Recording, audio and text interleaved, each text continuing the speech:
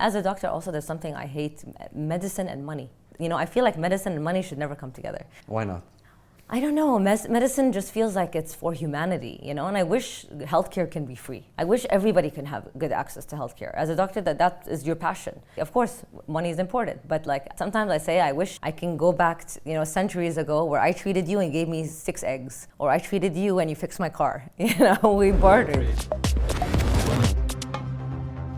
Hello listeners, this is the 100X podcast, and today we're joined by Dr. Tamara Ghazi, co-founder of DISC, a leading healthcare provider in the UAE and Kuwait. We'll explore how she, as a female doctor, entered the business world and succeeded over the past 9 years without having a business background. We'll discuss the market gap they filled, the challenges they faced, how she managed growth without investors, and her plans on attracting investors. We'll uncover the smart marketing strategies they used and a glimpse of DISC's future in healthcare. I leave you with this insightful episode. Dr. Tamara, welcome to the podcast. How are you doing today? I'm doing great, thank you. How are you? I'm good.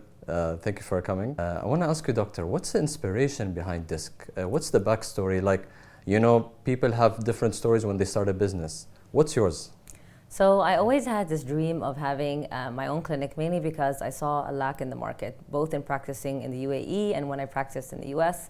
I never found something that really basically was integrated care. There's a lot of integrated care in hospital environments, but I always wanted to work in a private environment. A lot of patients would come to me with things that I wasn't really 100% sure about. So I'm a spine specialist.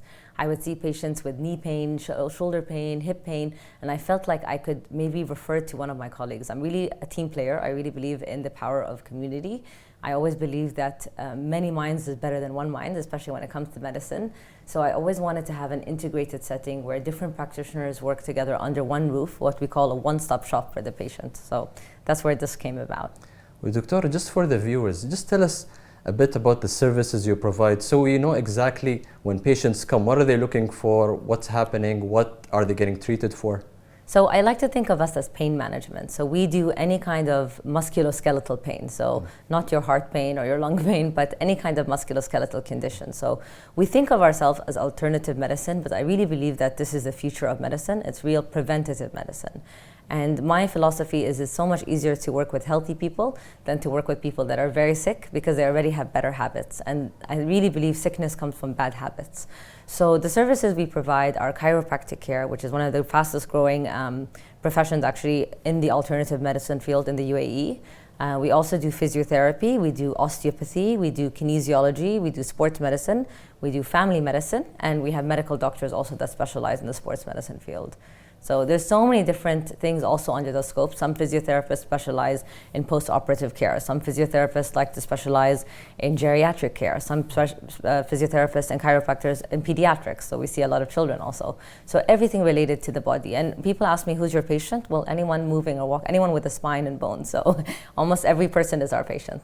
So doctor, from what I understood is your preventive medicine. So people, whenever they get injured or something happens, and it can happen just due to movement, they would come to you, and it's basically the best option to do, because if you go to surgery directly, it's an issue. So you just go into this preventive medicine and see how you can get treated beforehand. Yes, and there's a lot of cases that definitely we also refer. We work with some amazing orthopedic surgeons, and that's the next step of care. But we try to educate the person about the right. Most injuries happen from poor posture in terms of movement, not poor posture. When I talk about posture, there's no right and wrong with posture, but it's from poor movement habits. So when you are doing a habit that isn't really good for you, and then you move in a position that your body is not used to, you're going to get injured. Or you load your body in a position it's not used to, you're going to get injured.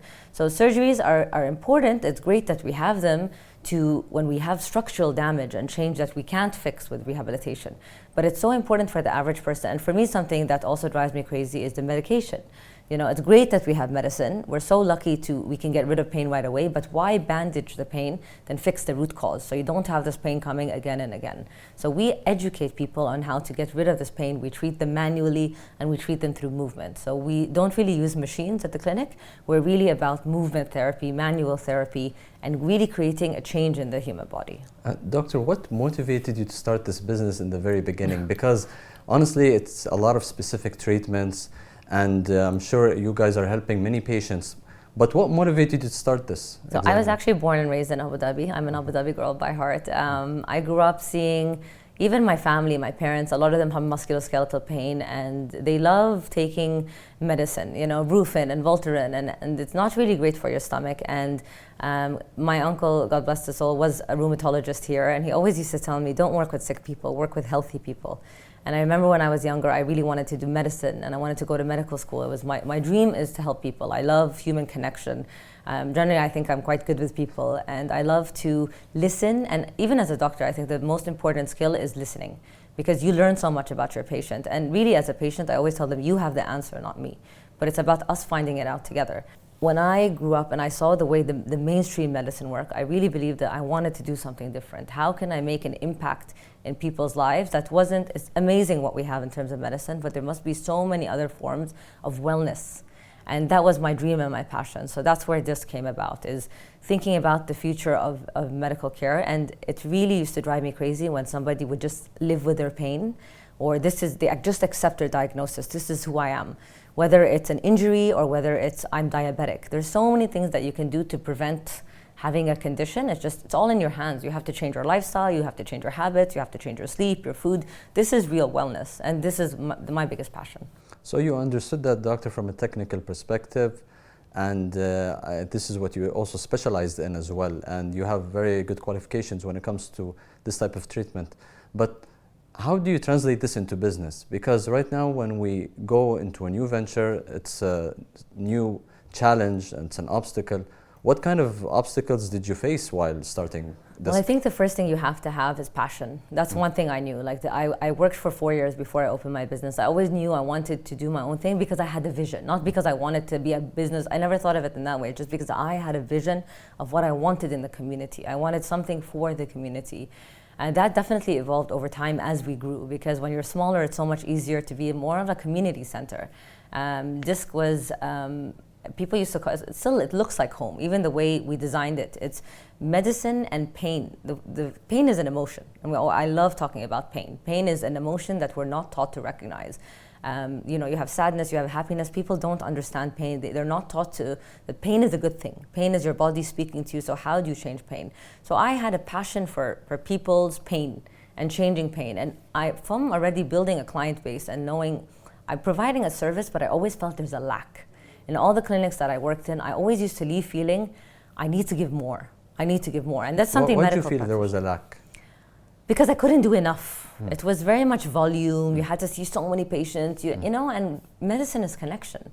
It's listening. It's how can I know you in 15 minutes, in 10 minutes? I need to know your story. I need to know how you eat, how you sleep, how you move, how you function, what medicine you take, what your lifestyle is like, how you think, how you stress. Like, how can I fix you if I don't know all of these things? So you saw that other centers or other doctors were not taking that approach. Yeah, they're amazing practitioners, but they were always, you know, you take on so much, you absorb so much energy from the patient, but as a one person or three person show, you cannot do everything. You can't fix everything, you know, and that's something you learn even over time as a doctor. You learn how to say, I can't fix everything, you know, I need a team of people around me. Some of my patients come to me and I say, maybe you need a psychologist. Or some of my patients come to me and said, maybe me and you don't connect, but my physiotherapist Ahmed connects better with you.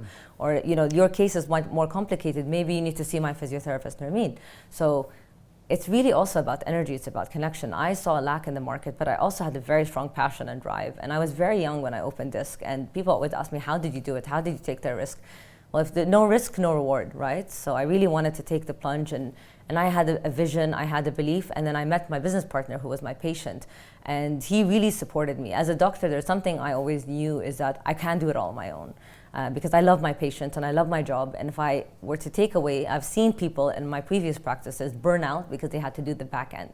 And people underestimate how much it takes to run a business. You know, you need the accounting, you need the marketing, you need the calling back the patients. You need to train and educate people. You need to, you know, deal with the team. And it's funny, me and my partner always say we're a good cop and bad cop. I'm the good cop, he's the bad cop. Somebody needs to be hard on the team, on the staff. And they're like, in a way, I call them, I'm the mama bear, and they're almost like my kids.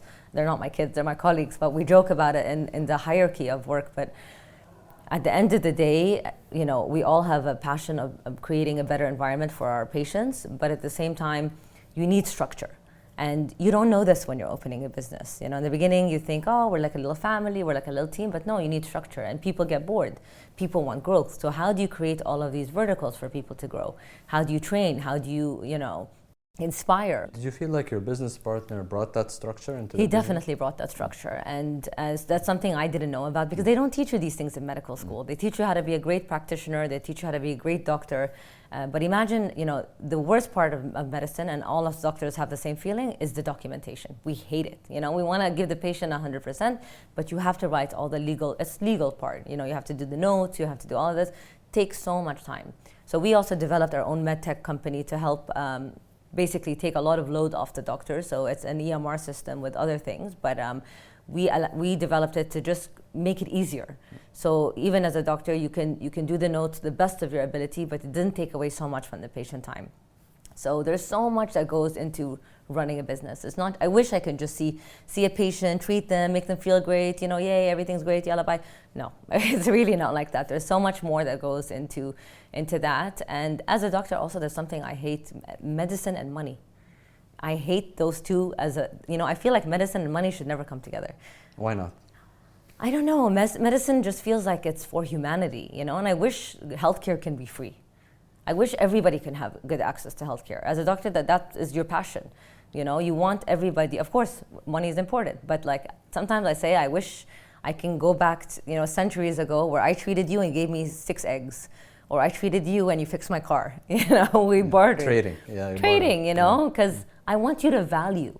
With money, yes, there is value, but I want you to value your care, and I want to value you as a human being. But medicine and money things get so complicated, and unfortunately, we've seen a lot of practitioners also abuse that. I've seen practitioners that overprescribe to patients, or have insurance, companies, basically pharma companies, saying, if you prescribe this much medication, we pay you X amount, or if you prescribe this many MRIs, you get a cut. Medicine and money, they don't go hand in hand. How do you make sure this wasn't in your business? How do you make sure you kept very these strong practices regulations, away? very strong rules. If we ever heard of this, and luckily we don't prescribe medications. We do have some medical doctors, but if these things were happening, we always pulled back. We put very strong warnings. We're really about humanity. We're really about having, a moral compass that's really, really important in medicine. And honestly, something people don't think about is long term. If I want my business to survive 10 years, I can't think about making money now. If I give the patient the best care, then they're going to come back to me year and year again, and they're going to tell all their friends and their family. So in any business, if you really think about quality, you need to think about, being moral. And whether you're making a coffee, or if I'm going to charge somebody 50 dirhams for a coffee, they're probably not going to come back unless, I don't know, there's something magic in this coffee. But at the end of the day, how do you value healthcare? And healthcare shouldn't be only about profit. Of course, we all need to pay our bills, but healthcare should be something that's available to everyone, and at least the basic minimum healthcare. And that's what I believe we do. We're not doing magic. We're not doing aesthetics, or it's not something that somebody wants. It's something somebody needs. And that's what I really believe in. And do you think having that morality makes you stand out against the competition? I 100% think it makes us stand out against the competition. And I think it also makes the competition change their mind and become a bit more moral, I think, for sure. I think it's important that people realize, the patient nowadays is an educated consumer. You're no longer a patient. It's 2024. You have ChatGPT can diagnose you in 1 second. You can put, I have this, and this. I know a patient. I heard about a patient who went to millions of doctors, and on the end of the day, ChatGPT was the one able to diagnose him. Look at the day and age that we live in. There's a new platform called Jupta GPT, which is an Indian doctor on AI, where you could just put in your blood samples and it just diagnoses you. Yeah. It's crazy, right? So now you're an educated consumer. You're no longer, most patients come to me and say, I want this, I want this, I want you to needle me, I want you to do this, I tried this is what I want. They come in, they know everything. So I can't sit and tell them what it's different than our parents' generation, where the doctor is this lab coat, phenomenon, where the doctor says, you need this, and they don't even question it. Now, if doctor gives you medicine, you're like, why? Why do you say this? And why do you say that? And I know so much, and I read, and I'm on Google, and So of course, morality is really important. Of course, the patient is no longer just a person. A patient is an educated consumer. They know, first of all, there is so much competition, and competition is so healthy. I love having that, especially in the UAE, healthcare is really growing. And I know Abu Dhabi is really focusing on making it a wellness hub, a wellness destination. There's an amazing festival coming up soon, Wellness Festival. There's so much happening in Abu Dhabi. And I think that's really, really important because, number one, it allows people to value their healthcare more. Number two, it brings in a lot of different competitors. And that's a great thing because it forces you to constantly evolve. Like now, we're in a very saturated environment. Every day, I do my research on what's around. I do my shopping in the market. What's available, what's not available. What do patients want? I ask my patients, do you want this? Maybe I do all of these things and you don't want it. So how can I be a better provider? How can I give you the experience? How can I make your experience smoother? What's the easiest way for you? And also a patient now doesn't want to go from doctor to doctor with millions of files and records and have to repeat their story again and again. They want ease, they want quality, they want convenience. And that's another reason why for us having everybody under different practitioners under one roof, where the patient can move from practitioner to practitioner without having to repeat their story again and again, is really the aim of what we do. And doctor, what do you think when it comes to all that competition? What do you think your unique selling point is? What are you guys doing differently that you believe makes you really stand out? You said competition is healthy and you ask patients what they want and you ask patients what they're going through. But what really makes you stand out from everyone?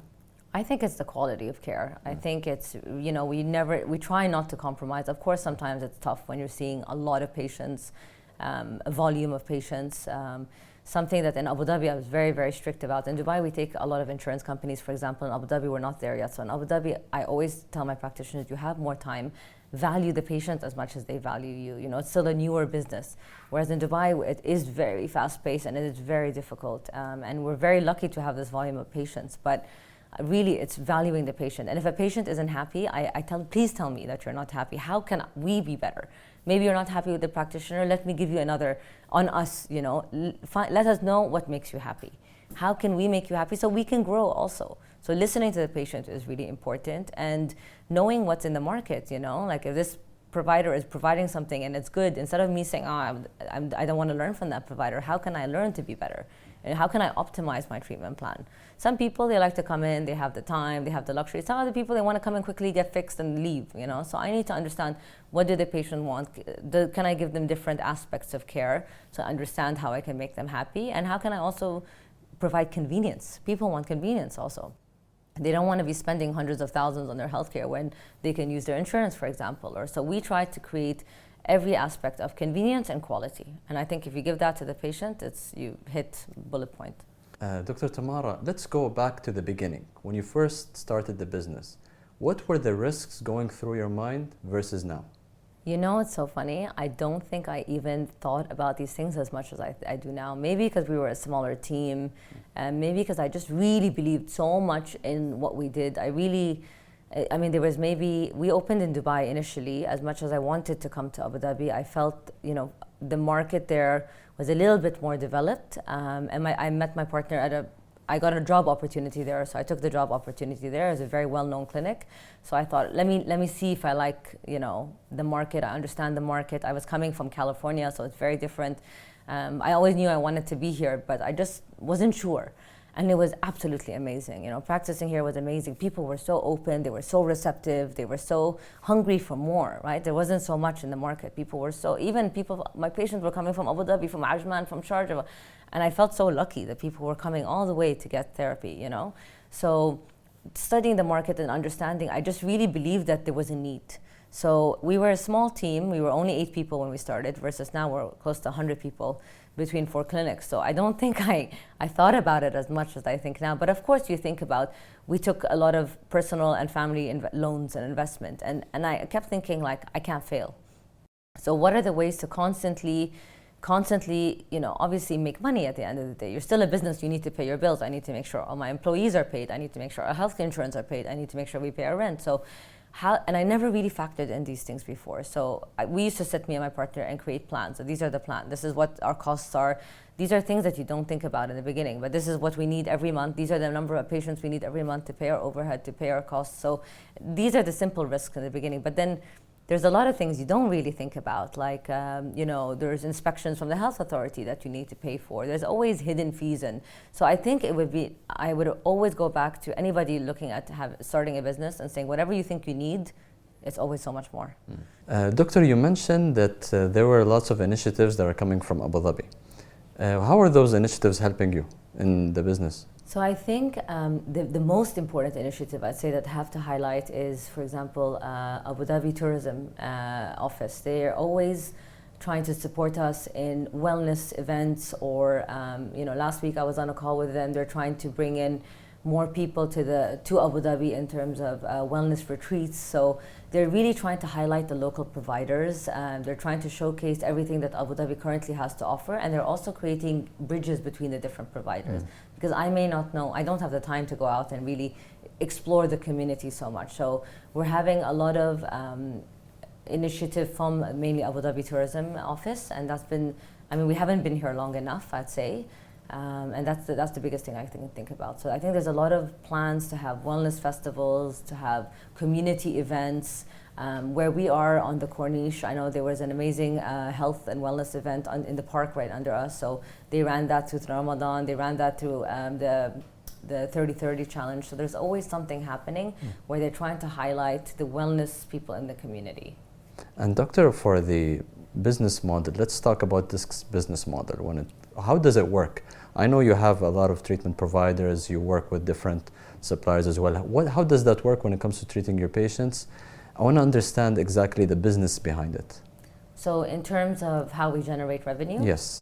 We have 3 medical doctors in Dubai, and they're different kinds of specialties. But generally, patients either come to see the provider, like the physios and the chiros. Most of it is word of mouth. We have a lot of social media also that brings patients in, but most of it is word of mouth. So either the patient sees the practitioner, or they go to see the doctors for insurance purposes. And so once they see the doctor does an assessment, decides, yes, this is something that either a physio can see, a chiro can see, or maybe the case is quite complicated, we need to refer you for imaging. Once we get the proper diagnosis, then we set up a treatment plan for the patient. So the doctors will assess and say, all right, you're gonna need to see a physio. Either the patient asks for a certain physio, or we recommend, all our physios are quite qualified, almost the same level, or let's say they have a shoulder injury, we know this person is better for shoulders. So we send the patient for that. So that's the insurance model, where we're billing insurance. They get a set number of sessions, they continue it. If they need more care, the doctor applies for more sessions. Or there's your regular cash patient that comes in, they know what they want, they know what provider they want to see. They come and see the provider sets up a treatment plan, and the patient pays cash, and they do their own reimbursement or not. So that's the way the business grows. We started like that. We only started taking insurance about 4 years ago in Dubai. Now we take around 60 insurance companies, because we've seen that after COVID, the market is shifting more towards insurance. And also, if you're doing rehabilitation, it's quite costly. Like, I think even for myself, would I go and spend thousands on physio if I have a serious injury? For example, a post-operative case. Patients get surgeries and they want to come to us because they know the quality of care. There's more time spent with the practitioner. We focus on all of these different values in our care. So they come to us for that. And it's a long-term care, 3 months at least, to get your knee back after an ACL, or if you've had a shoulder surgery or dislocation and you're trying to get back to full functionality.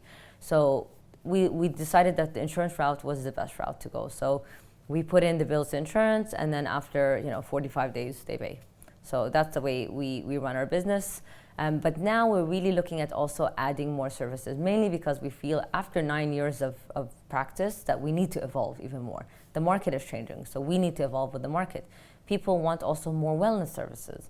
So now we see people asking about different kinds of therapy. We offer, for example, peptide therapy, PRP therapy. We're looking at different types of complementary therapies like ozone therapy, different kinds of stem cells. So things that can complement what we do, where we can really take a patient to regenerative medicine. And this is really the future of what we do. Doctor, is it right to expand and add more services, or focus on a handful of services that maybe the market actually needs? I really believe that as science is changing, it's important for us to add more services, because people always want more. And maybe sometimes with what we're providing, maybe it's not enough for some people. Even physiotherapy or chiropractic, it's evolved so much from how we used to practice 20 years ago, which was a lot more maybe machine-based, less exercises. We've learned so much in the last only 20 years in terms of rehabilitation, in terms of movement. Rehab used to be a lot more passive. Now it's a lot more active. So as we continue to evolve, I think it's important to also evolve our services. I agree the core of our business will always be the physiotherapy, the chiropractic, the rehabilitation, the pain management. But I think it's really important as science evolves and we have new things like plasma therapy, peptide therapy, stem cell therapy, that we offer more. People are really focused on wellness, and we know that wellness is the future because, especially with COVID, the pandemic happening, we all realized that health is the most important thing in the world, and people started slowing down more, focusing on their health more. Of course, things feel like they've gotten a lot busier, but people really, if you think about the wellness destinations, like what Abu Dhabi is becoming, wellness is really at the forefront of so many things. So the more I think we dive into wellness services, because it complements what we already do, the better it is for our business. Talking about Abu Dhabi, doctor, how did it work while expanding here, opening a branch in Abu Dhabi?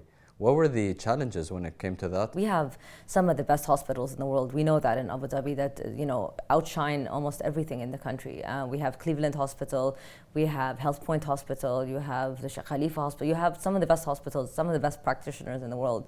Just Cleveland alone, really, like people travel from all over the GCC to come and get treated here. We know they have some of the best cardiology department, oncology department, and I can go on and on and on. So the level of healthcare, even since I moved back, has been absolutely amazing. And since I was a child, I mean, I don't think we could have ever dreamed that Abu Dhabi would evolve in this way.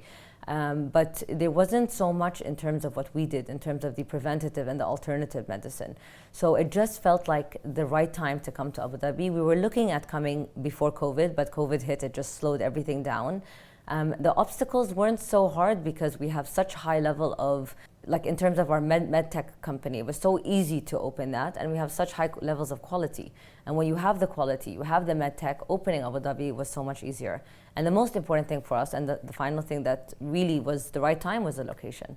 The location was amazing. It was almost, for me, blast from the past. It was on the Corniche, and just the view of the park, natural sunlight. I was looking for a lot of locations for about 3 years. As Abu Dhabi was expanding, I couldn't really tell, but we picked a location that's close to everything. If you're coming from Saadiyat or Yas, you're straight on the bridge.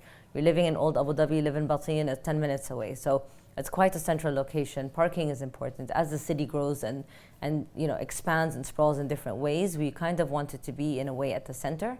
And we found this absolutely beautiful location that has so much natural sunlight and 12 treatment rooms so we can have different practitioners, and 2 movement spaces to respect.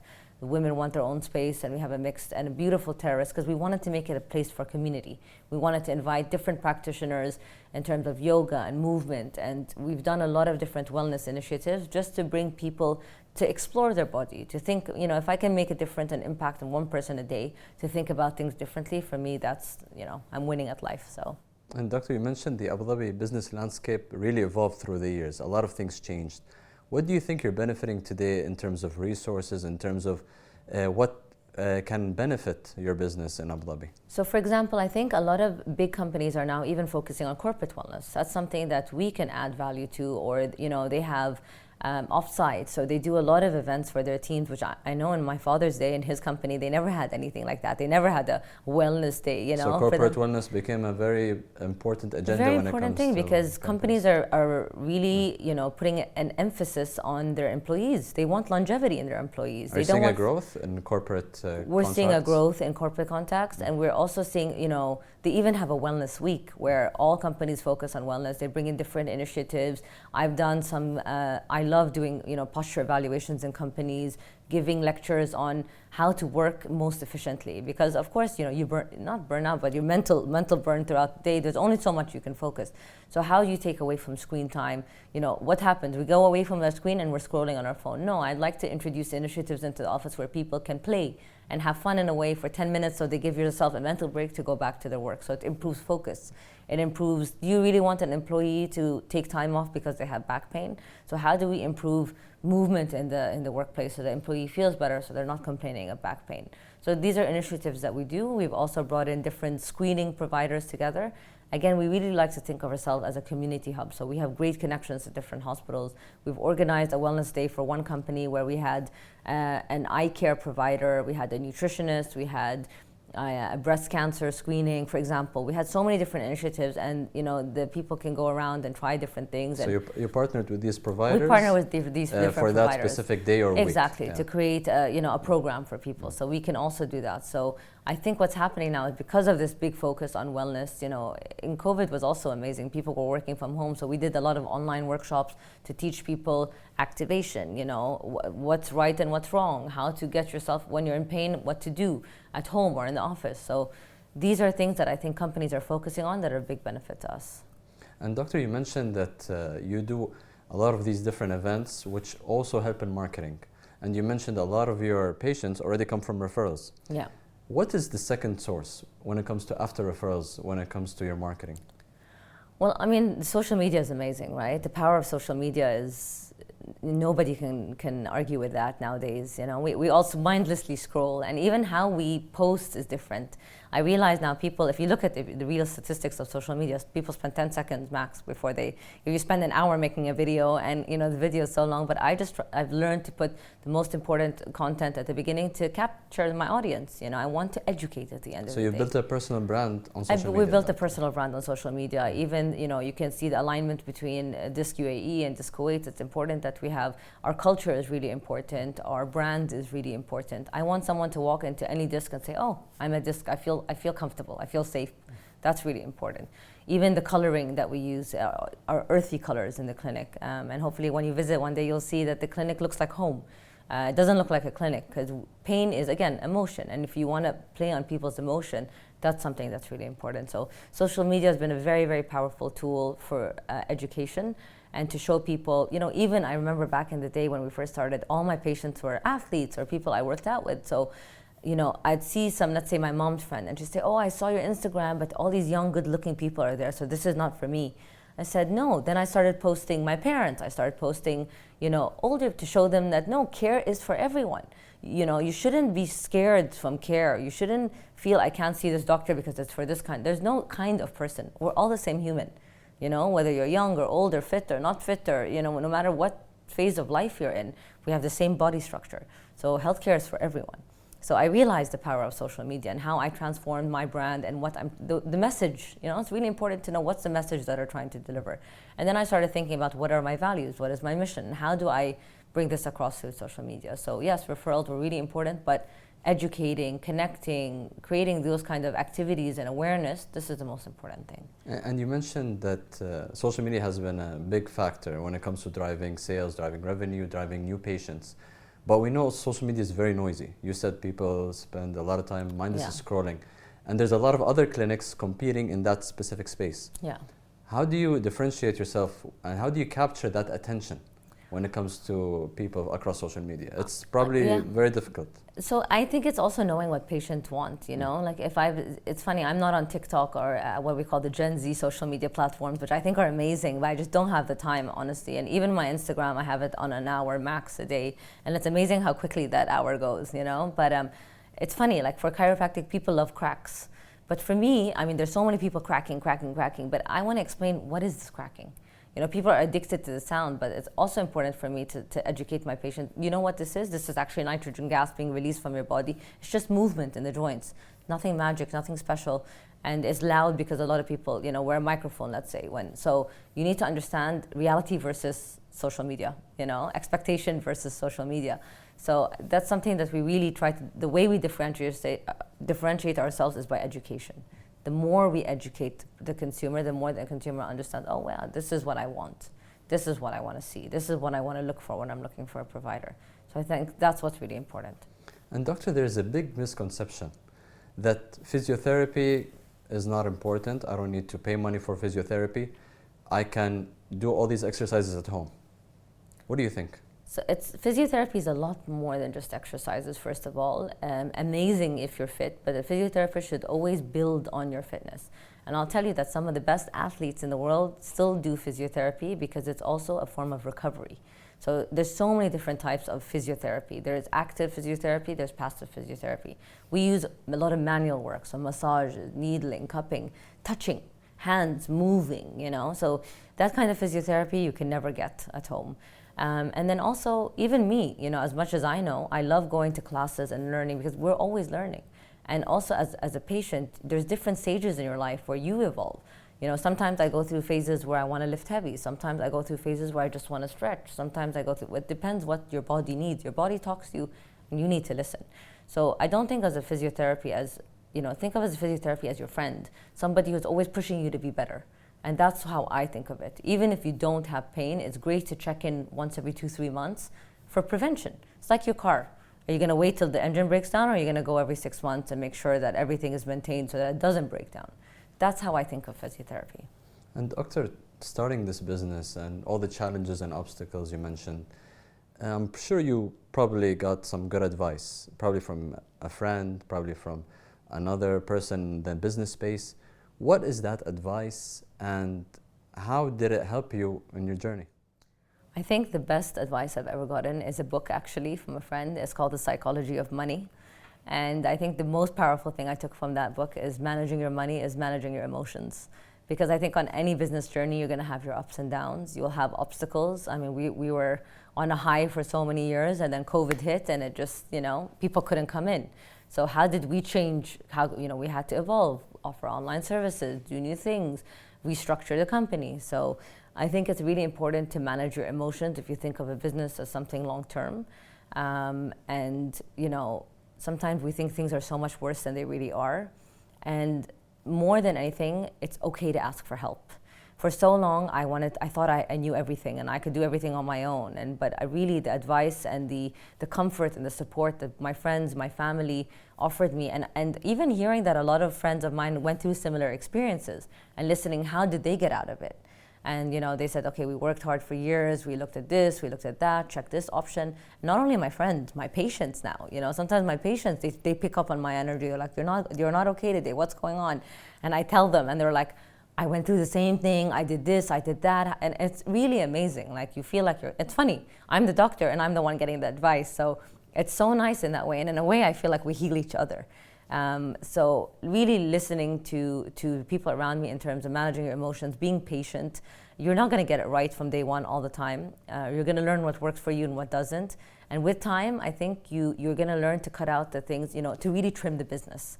And that's something it took us so long to do, is we had a lot of add-ons, extras, things that were more luxuries.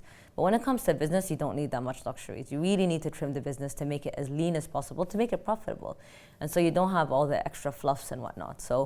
And that was very hard also emotionally for me, because no, I needed this amazing piece of equipment, which we never used. And no, I needed this amazing... You were being a perfectionist. Basically, yeah. Thinking maybe a patient would need it. But really, when it comes to a lot of things in life, the simpler, the better. When it comes to your business, the cleaner, the better. If things are a mess and you're unorganized, it's not going to be good for you, And very lucky, my partner is Swiss French, so he's like, and really hard on me, especially as a doctor, when it comes to compliance, when it comes to quality, when God forbid something ever happened, but nothing's ever going to happen. 9 years down the line, something happened. We had a case, for example, and he was like, see, something happened. At least you have all the documentation, you have the quality standards, you have all of these things to protect you. So it's really important to always insure yourself in that way and always think what's the best case and what's the worst case scenario. And people always think about the best case, ego, but we never think about the worst case. So really managing your emotions and thinking about listening to the people around you and really, really thinking about what if things go wrong and what do I do then? How do I react then? Did you have conflicts with your business partner? Luckily, never. No arguments? Never. I At mean, all? sometimes things get heated in terms of I want this and no, but it doesn't work like that. But it's always very, very respectful. I think it's so important to agree to disagree sometimes, and really important to find a solution that works for everyone. I think it's really important to trust people even if you don't see eye to eye, because at the same time you have the same passion, the same vision. Everybody loves the business. Me and my partners, we love the business the same way. I can't love it more than they do. We all love it the same way. We're both just as invested as my team are. Everybody's so invested. So of course sometimes you're exhausted, and I realize when I want to fight with anyone in life, I just take a break. You just need to disconnect and sleep. And at the end of the day, as much as I love my job, it's just a job. Will I ruin connections I've created with people over work? Absolutely not.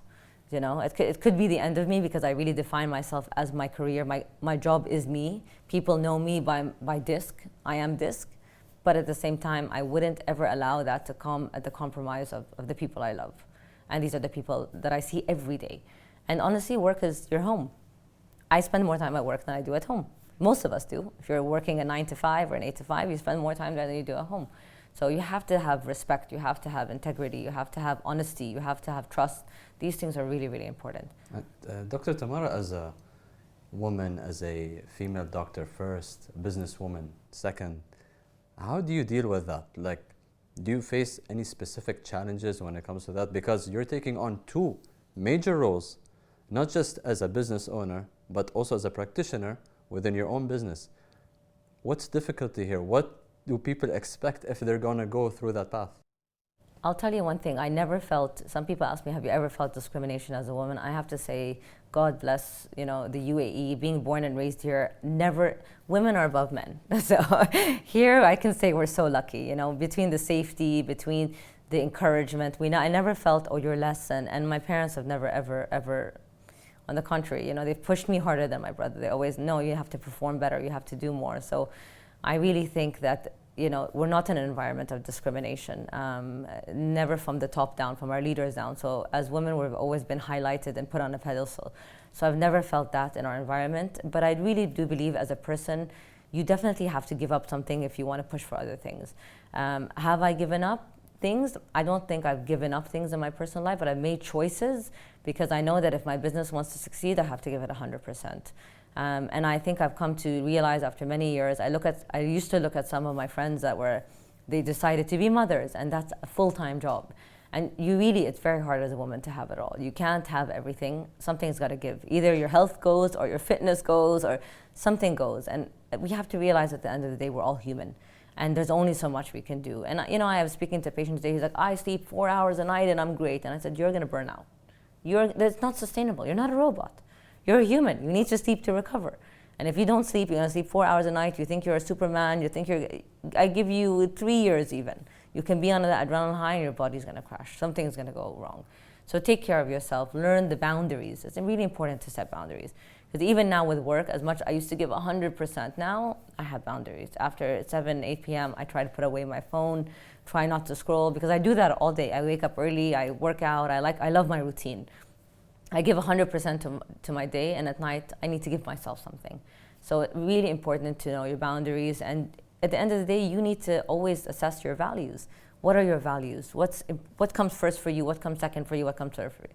If I put my career 1, I need to know that, okay, this is number 1, then I put everything else number 2 and 3. So I cannot get frustrated when number 2 and 3 are not as important as number 1. So I think it's really important that we sit with ourselves regularly and realize, and maybe my career one day is no longer a priority. I need to move that and focus on something else. But I think whether you're a woman or a man, I think it's really important at the end of the day we're human beings, and that we have, only capabilities that we can, like with our humanly possible, we can't do everything and something's got to give. So I think it's really important that we assess that. So you're saying, doctor, we have to sacrifice certain areas of our life if we want to succeed in other areas? You don't have to sacrifice, but you have to give priority to what you value the most. So is it a full sacrifice? No. Can you be a father and a businessman? Of course you can. But can you be with your kids? Can you be a super hands-on dad 24/7 and be an Iron Man and be... It's impossible. There's only 24 hours in a day, 8 of those of which you need to sleep. So no, not 4 hours. So, something always has to give. Do I think that you have to be one or the other? Absolutely not. You can be a father and a businessman. But can you be, homeschooling your children and picking them up and dropping them off and making their lunch and being, it's impossible. Business requires and demands so much from you. And I have a lot of people that say, I want to start my own business because they think it's more relaxing than a 9 to 5.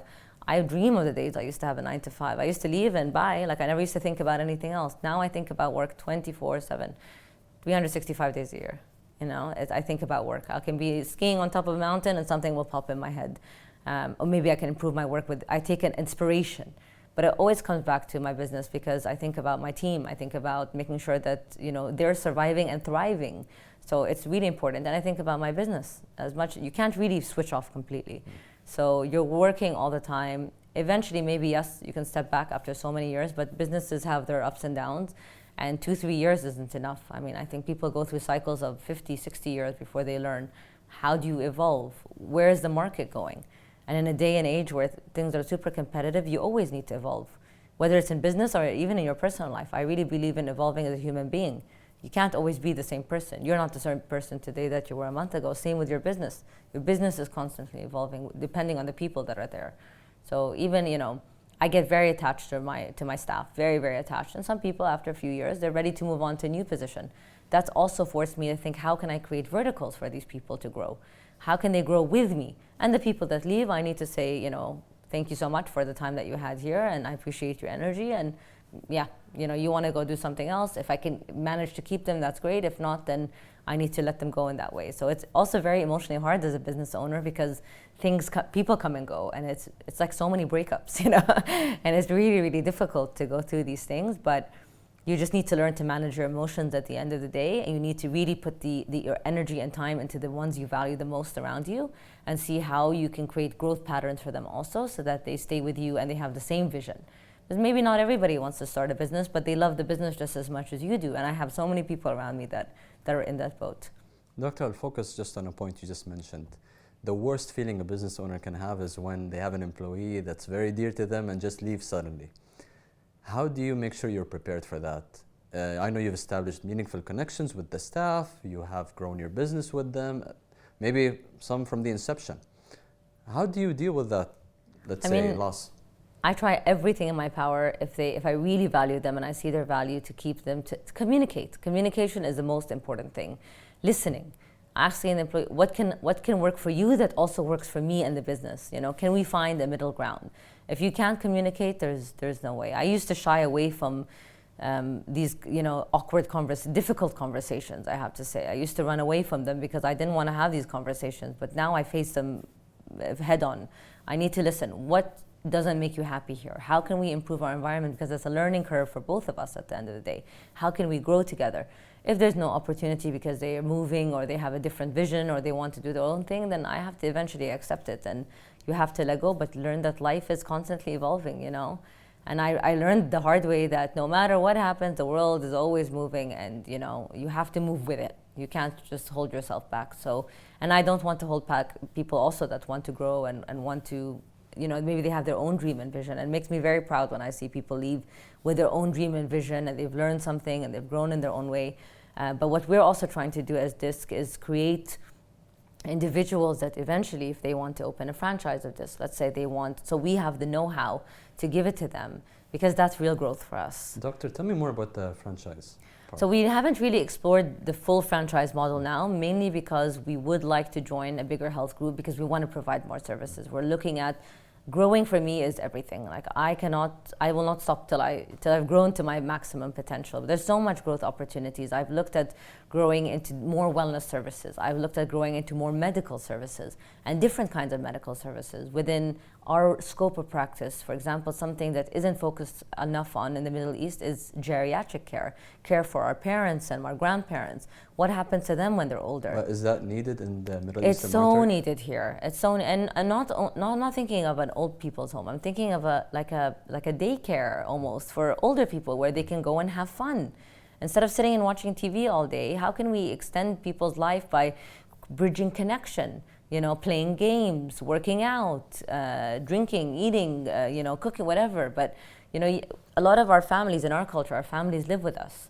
And the younger generation, busy working. We work so much. We have children. We have so many busy things, social obligations, workout obligations, so many different obligations that we don't give our families enough. And we owe them that love and connection, but we feel guilty. And there are no really great care centers for elderly. There's a lot of long-term care, which are almost like nursing houses and facilities, which I understand are great. We're lucky we have them. But I really believe that there is a need for, the older generation now, they're aging more gracefully. They can move, they can function, but they don't have enough interaction, and you have to push them because a lot of times they're not in the mood. So I'm really passionate about geriatric care, physio environments, rehab environments that are fun, that are playful, that are active, where they learn to take care of themselves. It's really important to stimulate the body and the mind. So I think there's a lot of opportunity in terms of what we do. Also focusing on, for example, women's health and men's health. A lot of women after birth, yes, we have families around us that take care, but there's a lot of specific rehabilitation that needs to be done for the mother and the baby. And I think that specialty really helps differentiate you as well. So much. Yeah. And that's our goals of evolving, you know. I've had some amazing opportunities to do retreats in other countries and even in Abu Dhabi. How can we take people out of their busy environment and put them in an environment where for 3 days, you know, nowadays most of us travel, we want plans. We could check into a hotel and you have everything for you. In the morning you work out, your food is planned for you, so you're not eating junk. You're eating, you know, you usually come back from holiday, you're like, oh, I ate so much and I wish I didn't eat all that bad food. But what if you had everything planned for you? You can still have your chiropractic and physio care, but you can still have fun and you can work out and you can swim and you can paddleboard and you have a full day of activities. Because us adults also need to play. We need to have fun. But our life is so serious and work is so serious. It's important to find different ways to disconnect where we leave feeling amazing. How can we create new habits in people's lives? So there's so many different avenues of growth that we're looking at. And that's really, really my biggest passion. And Doctor, seeing all that growth and seeing all the expansion you're doing with your services, are you looking for investors? Are you looking to get acquired soon? How are you going to fuel that additional growth? Definitely always looking for investors with the same vision and the same mindset. Would we ever get acquired and exit? Not with this passion, no. The dream is not to exit anytime soon. It's to basically fuel. You know, we have an engine and we need to fuel the engine because of course everything takes money to grow. So we're definitely looking to fuel the engine so we can explore and expand into these different specialties. Not because I think it's great, because this is what I hear people want. This is what I hear people need. This is what patients tell me, oh, I wish you had X, Y, and Z. Oh, I wish there was X, Y, and Z. And there are some amazing care centers in the UAE, but imagine you had that all within one roof. Imagine it's so easy for you to come and get care while bring your mom with you, and she's also getting her own care at the same time. We do offer that now, but not to the specific, not to the level, and the specificity of what they need. An older person can't run in and out in half an hour for a treatment. A younger person doesn't have time. I need to go back to work. I have half an hour and I need to go. An older person maybe spends an hour and a half. They need the luxury of time. They need the luxury of space. They need the luxury of care. So, and maybe they're getting a bit of physio, and maybe they're doing a little bit of psychology in a way that, you know, if you ever told my dad you have to see a psychologist, he'd be absolutely not. But you have a lovely psychologist sitting and talking, asking him, so how are you? How are you thinking? How are you feeling? You know, that's different. It's so different. Yeah. It's so different. So this is wellness, where it's not your typical medical care. Ask any of our families to go to see a psychologist. They're absolutely no. But you start chatting with them, and they want to talk. People want to be heard. People want to be loved. This is healthcare.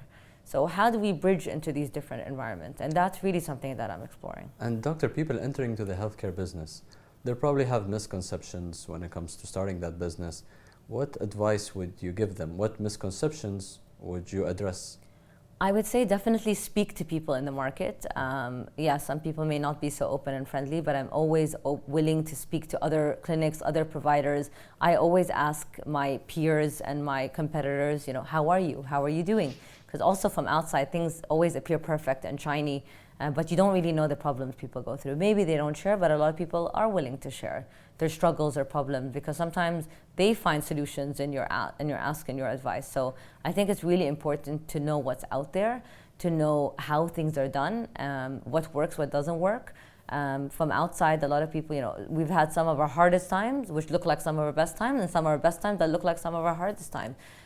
So it's really important to know what's out there. I do so much research. I speak to different practitioners. I always ask them, you know, what do you want, what works, what doesn't work? And it's really important to know your environment. Doctor, you invested a lot when it comes to the business over the last 9 years. Do you believe that you have got that return back? Not yet. You know, people want to see profit right away, and they want money right away. And you can definitely do that if you're not growing. So if I stayed one small clinic, we would have definitely been making a lot more money than we are now. But that's because we took most of our profits and constantly reinvested, or even took loans to reinvest into growth. We developed our own medtech company about 3 years ago, and that was a really big project, a painful project also, because I think you never really understand how much technology costs, but it's been an amazing reward to see how this benefits the business in terms of the growth. It's something we're using among the same platform amongst all 4 clinics, and something we're planning to finish developing so other clinics can benefit from it. It's an absolutely amazing med solution. to allow providers to, bridge the electronic medical records with accounting, the billing, the insurance, the EMR, and eventually the B2C component, allow the patient to kind of control their healthcare. They can do online booking, they have education portal and platforms. So it's really important that we really connect to the patient in that way and to give flexibility to the provider. So we've invested a lot in that because we really believe with growth you need investment, and with growth you need to take risks. So it was really important for us to constantly invest in our growth. So are we profitable right now? All the profits we make goes back into the business. So it's very important to reinvest back into the company. Otherwise there's no growth. No growth. And it's really important to also try to capture market share when it comes to that. Yes, always. Really, really important to do that. And I think people underestimate how much it takes to grow. It depends on what's your vision, what scalability are you looking at. We built a business that was designed to scale. Me and my partner from day one, we spoke, what's our vision? Do we just want one clinic? Do we want to do this in this capacity to the rest of our lives? No, we wanted more. We wanted to learn how to scale, and scale is very difficult because you need to manage different cities, different people, different environment, different cultures. Just Abu Dhabi and Dubai, two different cities within the same country, completely different culturally. So we needed to learn how can we invest differently in each market, how can we provide the same solution to different environments. So. And Doctor, you mentioned the medtech company, and you mentioned that you were helping patients, giving them a B2C experience, meaning the patient can check on their records and access all that information. Do you think when you did that, do patients really care about looking at their information? Have they been using that platform? So we haven't finished developing that platform. That's something we're actually raising money for right now because we underestimated how much it would cost to actually develop the medtech company. And now that we're done developing that, we're working on the B2C component. Do I think? Yes, I do think. I think in this day and age where you have so many wearables, you have trackables, patients want data. And people also want to know how are they improving. If they may feel better, but what are the statistics, especially now when we have blood work and we look at so many different factors. So now the government portals we have in the UAE, we have Nabid, we have Malafi in Dubai and Abu Dhabi, which are the government portals where the government wants the patient file to be able to be transferred from all hospitals and clinics so that there's continuum of care. So we need to adapt to that standard. So that's why we developed that system, and I think for convenience, inshallah, one day patients are going to have a little chip where they just go from clinic to clinic, here you go, this is my file, and you can access all of the patient's medical records. But also, do I as a practitioner have half an hour to look at every patient medical record? No, I want to see the most important thing, the diagnoses, the history, the medications that the patient's on, any red flags that I should know about from the many years of patient medical files that That's they have. very interesting, Doctor, that you're thinking about the future from now. You want to adopt that technology now because people want their data. They want to track how they're doing. And it's very hard to do that without technology. And when it comes to this, what are your plans for other upcoming projects? Are there any expansions going on within the region, internationally? Tell me more about that. Definitely. I think with the development of medtech, once that's all done and our system is done, I think it's definitely so much opportunity to expand. First in the UAE, I think there's a lot more opportunity in the UAE than we think. Definitely looking at more within Abu Dhabi as Abu Dhabi sprawls in different ways, looking at different wellness services also. So now I say we've captured a little bit of the medical, but we want to dive more into the medical, more into the wellness, and then we definitely want to expand into Saudi. I think Qatar also has the smaller countries, maybe a clinic in each, but definitely Saudi is our next big goal. There's so much opportunity and so much growth there. But I think first we need to perfect our model here before we jump into that big zone, and also into the unknown. So I think once a few more years into developing the UAE, and we'll be ready to take on the rest of the Middle East for sure. We definitely have a vision for becoming a brand for health, for musculoskeletal care. I want people around the GCC and hopefully one day around the world to think, disc, oh yeah, I have back pain, I want to go to disc. Just like you think I have a headache, I want to take a Panadol. The same thing with back pain. We want to think I have top pain. of mind. We want to be top of brand, yeah. And that's really the vision, to make healthcare accessible to everyone. And with the medtech, we can even create healthcare platforms for people to learn online. Maybe they're in a country where they don't have a disc, but they can go online and they can learn about their condition. I have shoulder pain. Well, it could be either adhesive capsulitis or it could be a tendonitis. How do I figure out, how do I diagnose? What do I have? Is this to replace doctors? No. A lot of people tell me, are you scared that technology is going to replace doctors? Nothing will ever replace personal touch. Nothing will ever replace human connection. Do you really want a robot that may malfunction to be massaging you and touching you and have you in the control of the health? No. But if I can have a medical system reading my blood work and telling me exactly what's wrong from my blood work and how I can change that from the comfort of my home, why not? Leverage that technology instead of just exactly shining. Leveraging, making the best out of the technology and adding the human component out of it for convenience and for more quality. So you have more time. Time is the biggest thing I think any human values nowadays, more than money, more than anything. Health, time, money. So these are the things, we all want time. So imagine you had more time to live a better life, a better, we want to become better at everything we do. We want to become more efficient. So imagine you showed up with your next doctor, you never met him before, you walked into the clinic and the doctor goes, hey, how are you? Well, I see that you had this surgery a few years ago, how are you doing now? They already know your case, instead of you having to sit and explain your story all over again, what's the rehab you've had, which one's worked, which one hasn't? It seems like this one has been great for you, so why don't we continue in that? So how can we improve your care from where you were? Instead of going back down, how do we continuously grow? And that's what's important. You want to upgrade the service, make it more seamless, make it more easy. Make it much more easy and convenient, and make it simple. Simple for whether it's my mom or simple for you to access a system where she can learn on a constant basis, she can always grow on a constant basis, and she can do things that also make her compliant as a patient, because most patients don't get better because there's no compliance. There's no continuum of care. They want someone to hold their hand, to build new habits. But if you have a system that you can take home with, or you can take anywhere with you, that can help you build new habits, so much easier. And doctor, from your experience and in building DISC, what advice would you give entrepreneurs out there when it comes to starting their business? What do you think the most important elements are? Planning, making a really strong plan. Write up a business plan, think of the best and the worst case scenario, show it to as many people as you can, get different opinions on it, really study the market, study the need. Maybe you want to open an aesthetics clinic, but are you going to open an aesthetics clinic on a road where there's 100 other aesthetics clinics? No. Study your environment. Are you really providing a service because it suits you as a person or it suits the community? Because you need to know that there's a market for that, and that there's a consumer for that, and that there's a returning consumer. Sometimes you may think you may have the best product out there, but there may be much better products that are offered at better prices and more convenient. So whether it's healthcare, and unfortunately healthcare is very closely tied to money, think about how you can provide the best. How do you stand out as an individual, and how do you contribute to society with what you're doing? How do you make an impact? Because at the end of the day, if you do something that you have a passion for and that you know that's going to create an impact on the community, the longevity is much longer. I've had friends that started businesses just because they wanted to start a business, and 2-3 years down the line, they're like, I hate it, because there's going to be good. No passion. It wasn't what they really wanted to do. They did it because they thought it was the right thing at the time, and they did it, and then they realized, I have it now, I'm going through a hard time, and on top of the fact that it's not my passion. So what's the point? But when you love what you do and you have a passion for the product, you know that no matter what comes your way, you're willing to find a way to overcome that challenge, and that's the best form of growth. I really hope 50 years down the line, I can help younger people who are coming into the market, and I can advise them in terms of their strategy, their business. It's something I feel I've done well with DISC, is I've been able to give my brand a voice.